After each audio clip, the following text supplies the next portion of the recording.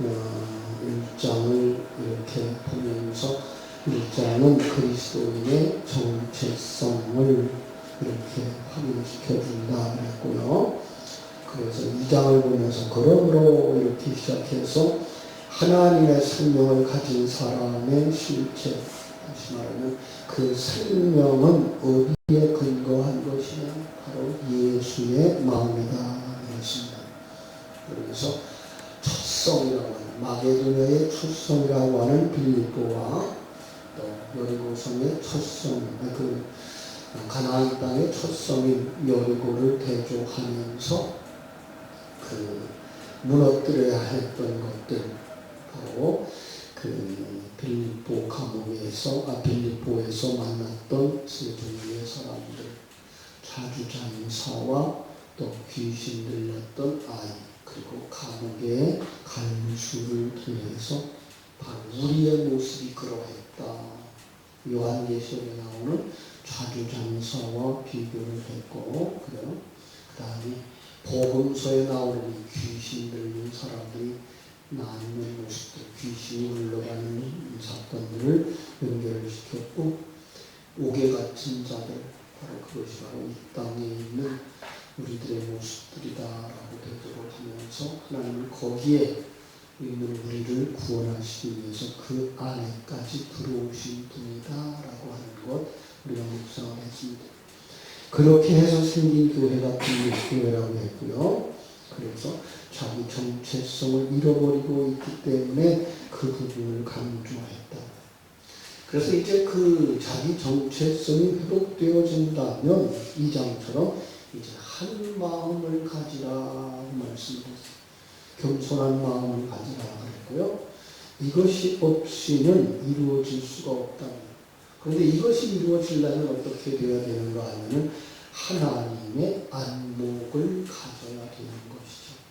그렇게 될 때에만 자기보다 남을 낮게 여길 수 있고요. 그렇게 하기 위해서는 예수의 마음을 가져라, 이렇게 말씀을 나눠드렸습니다. 오늘 보면은 그 예수의 마음이라는 단어에 담아주신 내용을 더 깊이 묵상할 수 있는 아주 좋은 부분이라고 이렇게 말할 것입니다. 6절부터 8절까지는 신학자들은 그렇게 말해요. 비하의 신분, 그 다음에 9절부터 11절까지 이제 승귀의 신분. 목회자들은 보통 그렇게 말하죠. 낮아지심과 높아지심. 그리스도의 낮아지심과 높아지심. 그래서 그 낮아지심이라고 하는 부분 속에서 이제 3절과 연결을 시켜서 겸손이라는 단어로 표현을 하고 있습니다. 그러나 겸손이 또 이제 세속적인 단어 해석으로 보아서는 하나님의 관점을 볼 수 없고 하나님의 사람만 가지는 것으로 볼 수 없는 거죠. 그래서 성경에 나오는 모든 요구는 하나님의 사람들만 가질 수 있는 것들, 하나님의 사람들만 표현할 수 있는 것. 제가 아주 대표적인 예를 들면은 구제하라 할 때의 그 구제는 우리가 가난한 자들의 물질을 나눠주는 이 세상 사람들도 할 수 있는 그런 구제를 의미하는 것이 아니고, 구제의 대상인 고아와 과부와 가난한 자들을 먼저 묵상하라 그러죠. 고아는 아버지가 없는 사람. 그에게 진정한 구제는 아버지를 주는 거죠. 성부 하나님을 소개해 주는 것이고, 과부에게 진정한 구제는 짝을 붙여주는 거죠. 그치? 과부에게 남편을, 신령한 남편 예수 그리스도를 그에게 소개해 주는 것, 그거는 옳은 소리 하는 것을 왼손이 할 수 없죠. 바로 하나님의 사람들이 하는 것을 불신자들은 할 수가 없어요. 오직 하나님의 생명을 가진 자들, 오른손만 할 수 있는 것이죠. 그러니까 이런 단어들 속에다가 하나님께서는 영적인 진리를 담아주신 거지, 세상 사람들도 할 수 있는 건데 우리는 예수 믿는 사람들과 더 부지런히 그 일을 해야 된다라고 요구하는 건 아니에요.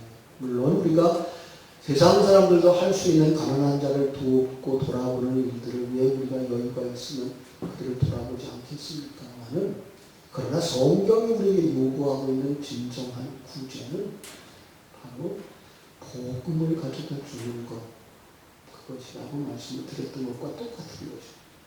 겸손이라고 하는 것도 그냥 자기를 낮추고 그저 작은 자처럼 다른 사람을 높여주는 그 정도가 아니라 이것도 예수의 사람들, 거듭난 하나님의 사람들만 가질 수 있는 거죠. 어떻게 가능하죠? 그게 신령한 눈이 열려서 하나님의 그 크심이 보여지고 자기가 하나님의 그 큰 계획 속에서 피조물 창조되었던 자기의 자신, 자기의 정체성을 확립하고 날 때에만 그 하나님 앞에서 겸손할 자 될 수가 있는 거죠. 그리고 나뿐만 아니라 우리 함께 공동체를 이루고 있는 성도들에 대해서도 우리는 그때에 겸허하게 다른 사람을 자기보다 낫게 여기는 상황이 될 수 있어요. 왜냐하면 나는 내 몫을 할 수밖에 없고 저 사람은 저 사람의 몫을 할 수 있도록 하나님이 지으셨다는 것을 알 수 있기 때문에 그러니까 신령한 눈이 열려서 하나님의 그 존재에 대한 인식이 분명하여지고 하나님의 그 크신 계획이 보여지고 그 속에서 인생이 무엇인지를 보여질 때에 거기서 나올 수 있는 것이 바로 겸손할 수 있는 것이죠. 그 대표적인 예가 바로 예수님의 낮아지심이었다라고 오늘 본문은 이야기하는 거죠. 그렇습니다. 예수님은 우리를 구원하러 오시겠어요. 그래서 죄인 되어진 우리를 구원하시기 위해서 하나님이신 그분이, 전능하신 그분이 말씀이신 그들이 우리 가운데 오셔요. 죄인의 모습으로 오셔요. 이것이죠. 창조주이신 그분이 죄인을 구원하시기 위해서 죄인의 모습으로 오신다. 그러니까 우리는 성경 속에서 그런 모습들을 볼 수가 있어야 되는 거죠. 많은 하나님의 보내는 자들 속에서 우리는 이 예수 그리스도의 사역을 보게 되는데 그 중에 대표적인 사역이 2000년 전에 이 땅에 오셨던 예수의 모습이라고 하는 것을 알 수가 있습니다. 그 예수님은 2000년 전에 오심으로 끝나는 것이 아니고 그것을 통해서 보여주는 것은 이 땅에 있는 우리 죄인 되어진 모든 사람들 속에 오신다는 거죠. 예수님은 지금도 우리 가운데 오시고 계시는 거예요. 모든 역사 속에 모든 하나님의 백성들 속에 그걸 누구만 준다? 거듭난 사람만 본다. 하나님께서 은혜를 주셔서 거듭나게 해 주셔야만 예수님이 내 안에 오시는 것을 알 수 있다. 예수님이 낮아지심이라고 말하는데 이 낮아지심은 우리와 한 몸 되어지기 위해서 보통은 죄인된 우리와 친구 되어지기 위해서라고 말하지만 친구가 아니라 뭐예요? 우리와 한 몸 되어지기 위해서 오신 거죠. 본질적으로 우리와 한 몸 되어지기 위해서 이 본질적으로 인간이 되어져 오시죠. 그래서 완전한 하나님이시며 완전한 인간으로 이 땅에 예수님이 오셨던 것을 보여주셨습니다. 쉽지 않죠. 하나님은 전능자예요. 신이에요. 어떻게 피조물과 같은 자리까지 내려올 수 있어요? 우리의 모습이 고상한 깨끗한 모습이 아니라 죄인인데 더럽기 한이 없고 추하기 한이 없는 그러한 죄인인데 죽어있는 자인데 그 죽어있는 자들 가운데까지 오시는 거예요. 그게 낮아지십니다. 어떻게 가능해요? 보내신 자의 마음을 알고 아버지의 마음을 깨달아 알기 때문에 아버지의 계획을 알기 때문에 아버지를 전적으로 믿기 때문에 거기까지 갈 수 있는 거죠. 주님께서 우리에게 요구하시는 십자가 지는 삶이라고 하는 것 자체가 그거예요. 하나님의 뜻을 알기 때문에 십자가를 지고 자기를 부인할 수 있는 거예요. 그걸 예수님이 구세주로 오셨을 뿐만 아니라 우리의 모범으로 오셔서 보여주십니다. 주님께서 제자들에게 부르시면서 그렇죠. 나를 따라오려거든 자기를 부인하고 자기 십자가를 지고 나를 쫓을 것입니다. 말씀하죠. 그래서 주는 우리와 하나 되어주세요. 그래서 이 땅에 오셨던 예수님의 그 모습은 불의한 자들과 하나 되어주죠. 어떻게 하나 되어주죠? 불의한 여인이, 그죠? 현로증 여인과 같이 부정한 여인이 예수님의 옷자락에 손을 대죠. 근데 그 예수님의 옷자락에 손을 대는 그 단어, 손을 댔다라고 하는 단어가 악교풀로 붙이다라는 단어예요. 붙여지면요, 어떻게 되죠? 부정함이 예수님께로 다 가버리고 이 여인은 정한 자가 됩니다. 그러니까 우리의 그 부정함을 다 가져가시는 거예요. 지금도 과거의 한순간 그 부정했던 여인만 치료하신 분이 아니라 내가 그 혈혈증 여인과 같이 부정한 사람이었는데 예수님이 내 안에 들어오셔서 내 안에 있는 부정함을 가져가시는 거예요. 그걸 어떤 면에서 벗겨버린다라는 말로 표현하죠. 그 옛사람을 벗겨버리신 거예요. 그런데 그에 앞서서 우리를 정결한 옷을 입은 신부로 만들기 위해서 주님이 그 부정함을 가져가신다. 하나 된 몸에서. 그리고 죽으신다. 우리의 죄값을 때문에, 우리의 부정함 때문에 죽으신다. 그리고 우리를 그의 신부로 삼으신다. 불의한 청지기의 비유도 역시 마찬가지입니다. 그 속에 내용이 자세하게 기록되어 있지 않습니다만은 그 불의했던 청지기의 마음속에 하나님의 계시의 말씀이 들어오죠. 그러자 그가 자기의 사명을 깨달아 알게 되어지고 그 일을 하는 사람이 되어져요.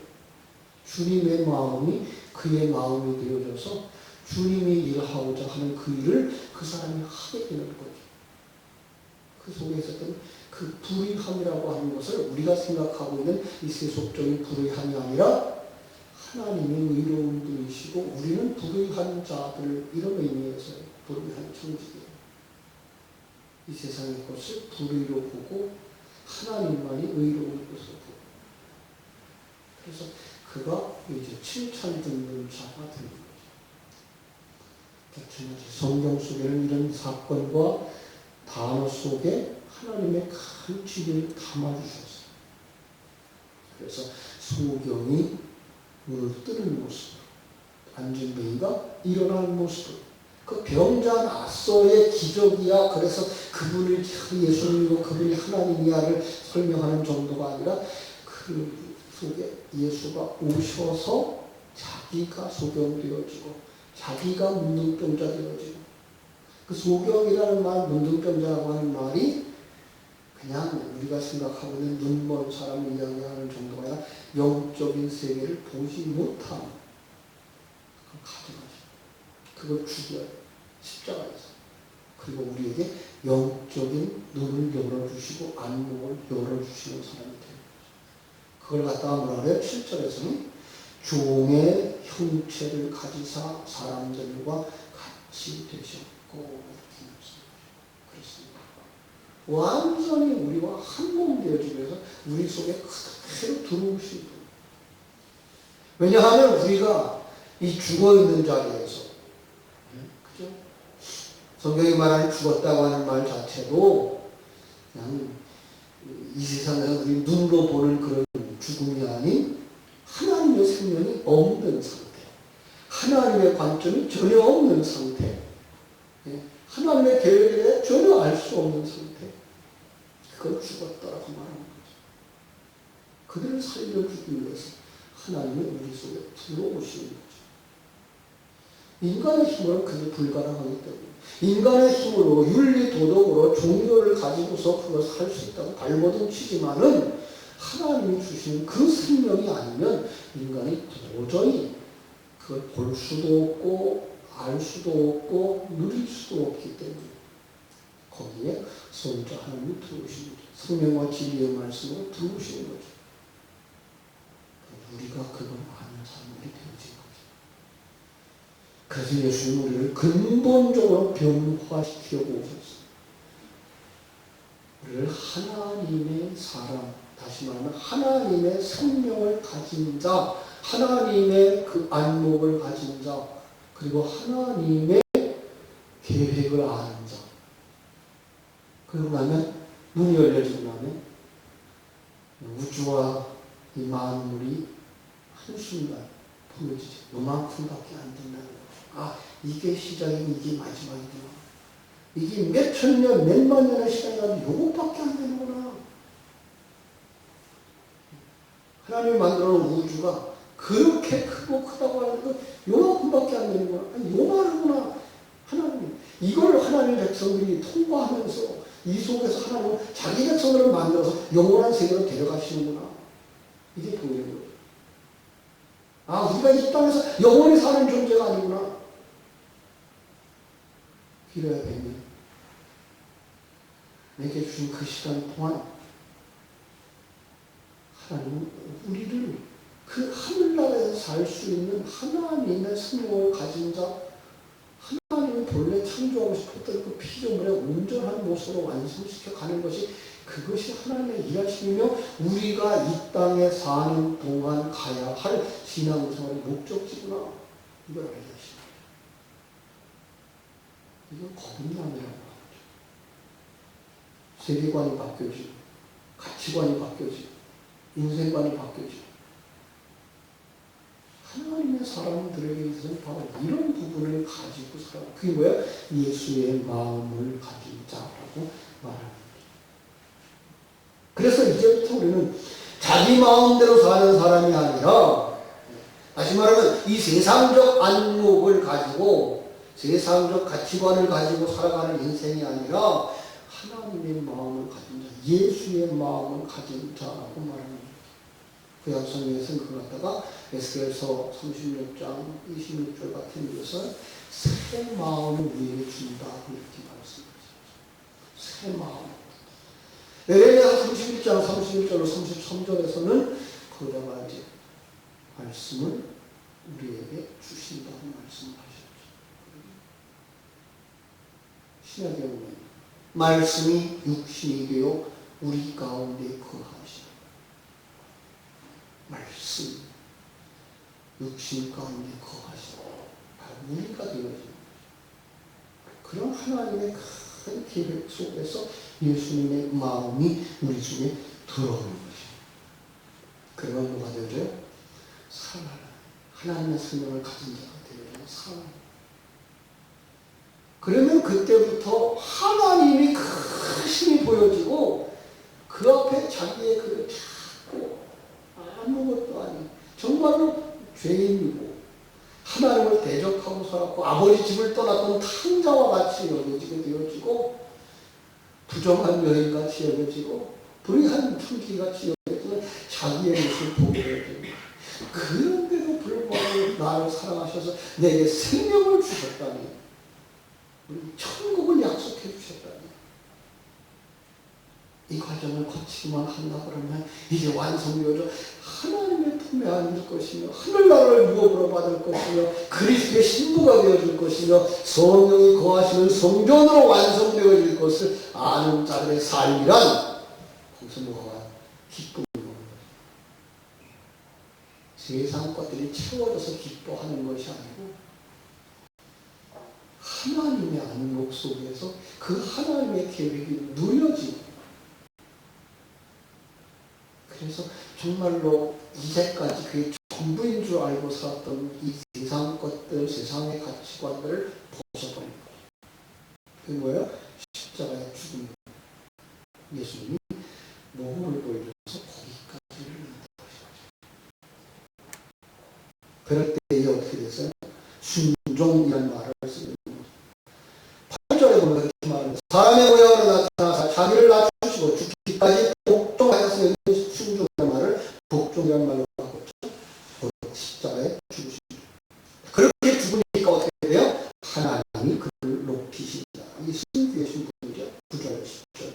이러므로 하나님이 그를 지극히 높여 모든 이름 위에 뛰어난 이름을 주사 하늘에 있는 자들과 땅에 있는 자들과 땅 아래에 있는 자들을 모든 무릎을 예수의 이름으로 이렇게 하시고 모든 입으로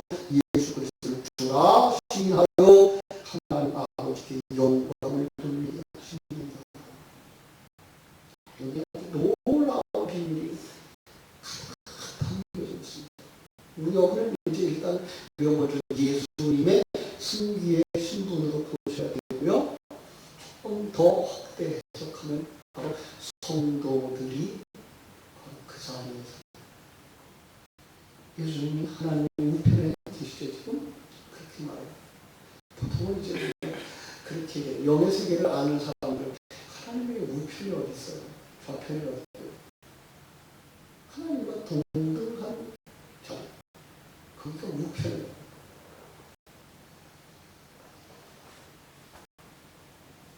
그런데 그 자리에 누가 지금 서는가 하면 예수님 안에 있는 우리가 섭니다. 물론 우리가 신이 된다는 말도 아니고요. 우리가 신이라는 말도 아니고, 그러나 그럼에도 불구하고 하나님께서 우리는 주님과 한 몸 되어진 자들이기 때문에 바로 예수 그리스도 동등한 권한을 누리는 그 자리로 우리를 인도하시는 모습이죠. 그래서 어떻게 돼야죠? 모든 이름 위에 뛰어난 이름, 바로 성도가 되는 거죠. 온전한 하나님의 아들이 되는 거죠. 그리스도의 신부가 되는 것이고요. 그 하나님을 모시고 있는 성전이 되는 것입니다. 같은 얘기예요. 성부 하나님과의 관계 속에서 이야기할 때는 아들이 되는 것이고, 성자 하나님과의 관계 속에서의 단어는 신부가 되는 겁니다. 성령 하나님과의 관계 속에서는 우리가 성전이 되어지는 거죠. 그렇습니다. 천국에서 우리가 놓습니다. 그래서 뭐 한다고요? 하나님께 영광을 돌리게 되는 것이죠. 어떤 것이 영광이에요?